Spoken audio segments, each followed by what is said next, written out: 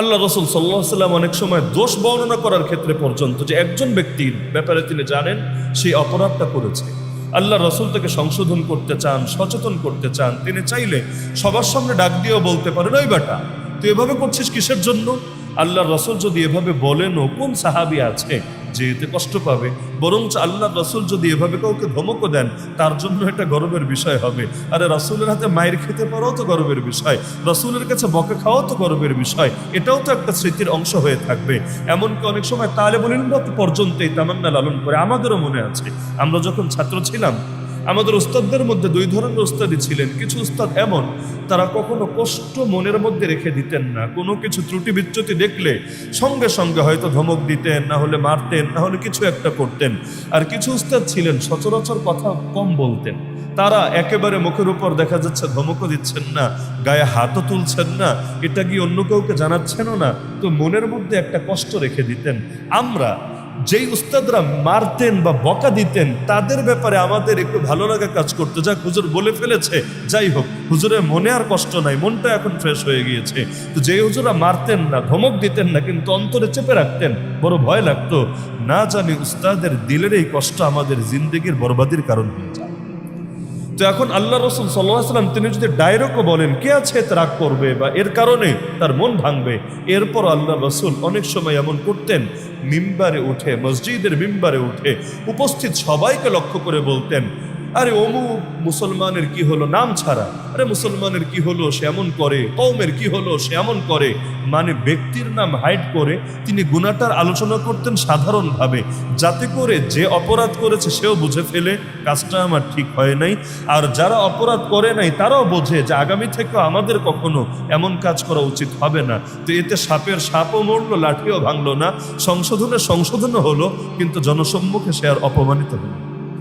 আল্লাহ রসুল সাল্লাল্লাহু আলাইহি ওয়াসাল্লামের আদতে ছিল এমন। তো বলছিলাম এই যে শেষ দশক রমাদানুল মুবারকের সবচাইতে গুরুত্বপূর্ণ দশক, যেই দশকের মধ্যে লুকিয়ে আছে লাইলাতুল কদর, যেই লাইলাতুল কদর হলো সব রাতের শ্রেষ্ঠ রাত। কেন? আল্লাহ তাআলা নিজেই জানাচ্ছেন, ইন্না আনজালনাহু ফি লাইলাতুল কদর। লাইলাতুল কদরের ফজিলত কি এটা বয়ান করছেন পরে, লাইলাতুল কদরে কাজ কি ঘটেছে এটা বলছেন আগে। প্রথম আয়াতে আল্লাহ বললেন, নিশ্চয়ই আমি আল্লাহ পুরো কোরআনটাকে একসঙ্গে নাজিল করেছি কদরের রাতে। বলবেন হুজুর পুরো কোরআন তো একসঙ্গে নাজিল হয় নাই, 23 বছর জুড়ে নাজিল হয়েছে। তা আল্লাহ বলছেন ইন্না আনজালনাহু, নিশ্চয়ই আমি একসঙ্গে নাজিল করেছি পুরো কোরআন কদরের রাত্রিতে। তাহলে বিষয়টা তো বাস্তবসম্মত মনে হচ্ছে না। তাহলে এইটার মূল অর্থটা কি দাঁড়াচ্ছে? মূল অর্থ দাঁড়াচ্ছে, এটা মাথায় গেঁথে রাখবেন, কোরআন নাজিল হয়েছে 2 ধাপে, 1 ধাপে না। কোরআন নাজিল হয়েছে আমাদের পর্যন্ত কয় ধাপে? 2 ধাপে। আমার বাক্য বোঝা যাচ্ছে তো নাকি বুঝতে কষ্ট হচ্ছে আপনাদের?